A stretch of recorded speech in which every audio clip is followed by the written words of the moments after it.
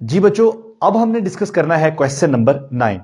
Question number 9 में हमसे पूछा गया है कि when mud flies of the tyre of a moving bicycle in what direction does it fly, explain.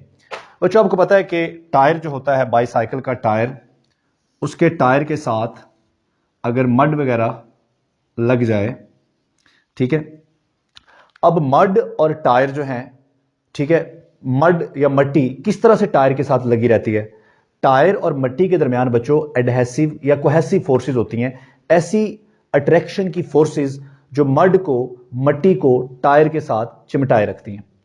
अब जब टायर को घुमाते हैं तो टायर को हवा लगती है, हवा की वजह से वो मट्टी खुश्क होना शुरू हो जाती है और टायर और मट्टी के दरमियान जो अट्रैक्टिव फोर्सेस थी वो खत्म होना शुरू हो जाती हैं। अब क्या होगा कि मट्टी टायर से उतरेगी। अब उतर के किधर को जाएगी? कोई भी चीज जो सर्कुलर पाथ में मूव कर रही होती है, ठीक है, अगर उसे सेंटीपिटल फोर्स नहीं मिलती, जब मड टायर के साथ थी, मड और टायर के दरमियान अट्रैक्टिव फोर्सेस थी, तो उन अट्रैक्टिव फोर्सेस की वजह से मट्टी को मिल रही थी सेंटीपिटल फोर्स और वो टायर के साथ ही लगी हुई थी। लेकिन जो ही मट्टी खुश्क होगी तो कोहेसिव फोर्सेस या अट्रैक्टिव फोर्सेस खत्म हो जाएंगी और सेंटीपिटल फोर्स भी नहीं मिलेगी। जब सेंटीपिटल फोर्स नहीं मिलेगी तो मट्टी जो है वो टेंजेंट टू सर्कल डायरेक्शन में, जहां पर सेंटीपिटल फोर्स खत्म होगी उसी पॉइंट पर वो टेंजेंट टू सर्कल डायरेक्शन में स्ट्रेट लाइन में मूव कर जाएगी। समझ आ गया? ठीक है। अब हमारे पास आ गया है जी question number 10। A disc and a hoop start moving down from a top of an inclined plane। बच्चों, एक डिस्क है हमारे पास और एक हुप है। उन दोनों ने एक इंक्लाइन प्लेन से की टॉप से मूव करना शुरू किया है। ये हमारे पास एक इंक्लाइन प्लेन है, इसकी टॉप से यहां से एक हमारे पास हुप है और दूसरा हमारे पास डिस्क है। तो बच्चों, हमने बताना है कि जब दोनों यहां बॉटम में पहुंचेंगे तो किसकी स्पीड ज्यादा होगी। ये स्पीड हम कैलकुलेट कर सकते हैं। हमारे पास जो स्पीड ऑफ डिस्क है वो होती है √4/3 GH और स्पीड ऑफ हुप जो होती है वो होती है √GH। अगर आप H की कोई भी फर्जी वैल्यू ले लें, आप H को 10 पुट कर लें, H को आप 10 मीटर पुट कर लें, ये हाइट H जो है, यानी कि इस इंक्लाइंड प्लेन की जो ग्राउंड से हाइट है उस हाइट को आप 10 मीटर पुट कर लें और यहां पर आप H में 10 पुट करें और G में 9.8 पुट करें। आपके पास जो आंसर आएगा आप देखेंगे कि डिस्क की जो स्पीड है वो ज्यादा आती है हुप की स्पीड से। बच्चों, ऐसा क्यों है, जरा इसको हम एक्सप्लेन करते हैं। अब जो मोमेंट ऑफ इनर्शिया है डिस्क का वो होता है हमारे पास ½ mr² और मोमेंट ऑफ इनर्शिया जो हुप का होता है वो होता है mr²। अब moment of inertia of hoop ज्यादा है डिस्क से। बच्चों, हुप का मोमेंट ऑफ इनर्शिया ज्यादा है, इसलिए हुप की स्पीड कम है। डिस्क का मोमेंट ऑफ इनर्शिया कम है, इसलिए उसकी स्पीड ज्यादा है। अब फिर यह सवाल है कि मोमेंट ऑफ इनर्शिया ज्यादा होने से स्पीड क्यों कम हो गई और मोमेंट ऑफ इनर्शिया कम होने से स्पीड ज्यादा क्यों हो गई। बच्चों, यहां टॉप पर जब ये दोनों पड़ी थी, डिस्क भी और हुप भी, तो दोनों के पास सेम पोटेंशियल एनर्जी थी। ठीक है। अब सेम पोटेंशियल एनर्जी है डिस्क के पास भी और सेम पोटेंशियल एनर्जी है हुप के पास भी। जो ही ये टॉप से नीचे की तरफ रोटेट करना शुरू करती हैं तो पोटेंशियल एनर्जी चेंज हो जाती है। किसमें? काइनेटिक एनर्जी रोटेशनल में प्लस काइनेटिक एनर्जी ट्रांसलेशनल में। तो दो तरह की काइनेटिक एनर्जी में कन्वर्ट हो जाती है। बच्चों, अब जो डिस्क है, डिस्क का मोमेंट ऑफ इनर्शिया कम है। ठीक है, मोमेंट ऑफ इनर्शिया कम है मतलब डिस्क ज्यादा आसानी से रोटेट कर सकती है।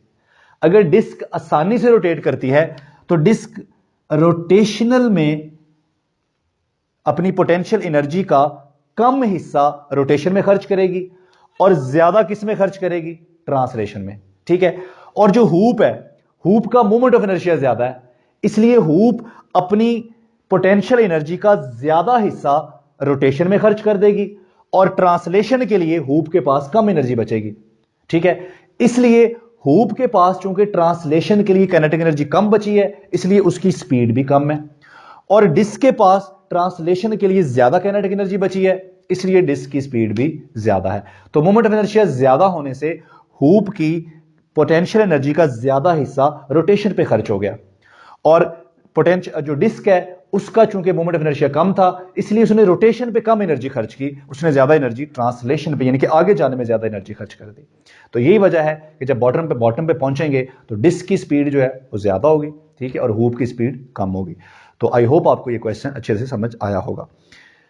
इसके बाद हमारे पास क्वेश्चन 11 है बच्चों, why does a diver changes his body position before and after diving in the pool. एक डाइवर है हमारे पास, वो जब पूल में डाइव करता है, ठीक है, जंप करता है, तो अपनी बॉडी पोजीशन को चेंज करता है। स्टार्ट में उसने अपने ऐसे आर्म्स भी उसके खुले होते हैं, ठीक है, यूं करके, और बाद में उसने जब समर साल्ट यानी कि कलाबाजियां लगानी होती हैं तो उस वक्त वो अपनी बॉडी को ऐसे टक पोजीशन में ले आता है। तो बच्चों वो ऐसा क्यों करता है?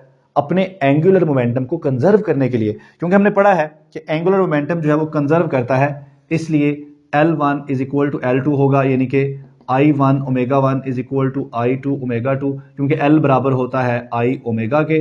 तो बच्चों जिस वक्त उसने स्टार्ट किया अपना जंप, उस वक्त उसके हाथ इस पोजीशन में थे, ठीक है, जिसकी वजह से उसकी बॉडी का जो सेंटर था, उसके हाथों का और टांगों का डिस्टेंस वहां से ज्यादा था।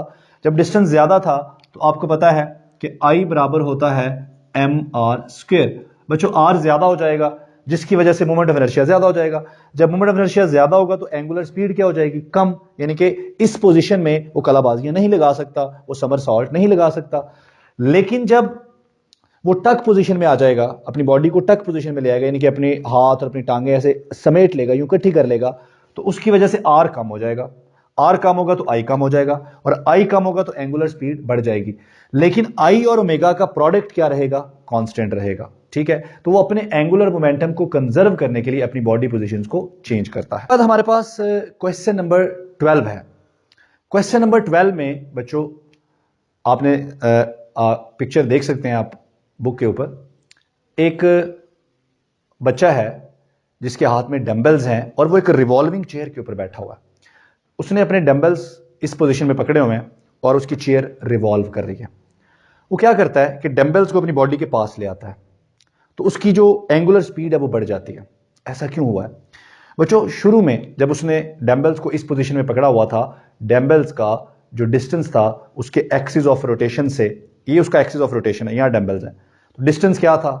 डंबल्स का एक्सिस ऑफ रोटेशन से डिस्टेंस ज्यादा था। और आपको पता है कि मोमेंट ऑफ इनर्शिया जो होता है ये होता है I is equal to mr²। अगर एक्सिस ऑफ रोटेशन से डिस्टेंस ज्यादा होगा तो R ज्यादा होगा, R ज्यादा होगा तो I ज्यादा होगा, और अगर I ज्यादा होगा, मोमेंट ऑफ इनर्शिया ज्यादा होगा, तो क्या होगा? हमने पढ़ा है कि एंगुलर मोमेंटम जो है ये हमेशा कंजर्व रहता है।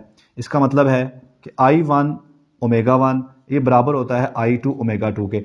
जब दो चीजों का प्रोडक्ट कांस्टेंट रहे तो वो आपस में इनवर्सली प्रोपोर्शनल हो जाती हैं, एक चीज बढ़ेगी तो दूसरी कम होगी।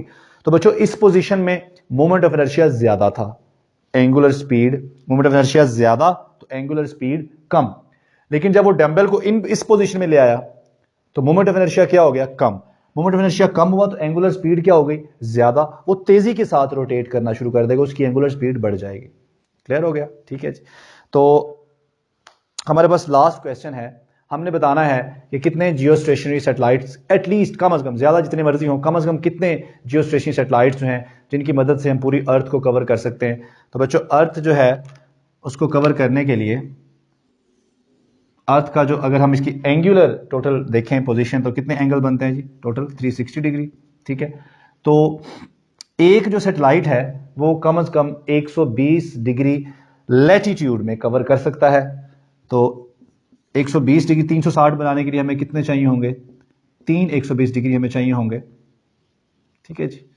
तो इसका मतलब है कि सिर्फ 3 सैटेलाइट की मदद से हम पूरी अर्थ को, जियो स्टेशनरी सैटेलाइट की मदद से हम पूरी अर्थ को कवर कर सकते हैं। हर सैटेलाइट 120 डिग्री लैटिट्यूड को कवर करेगा।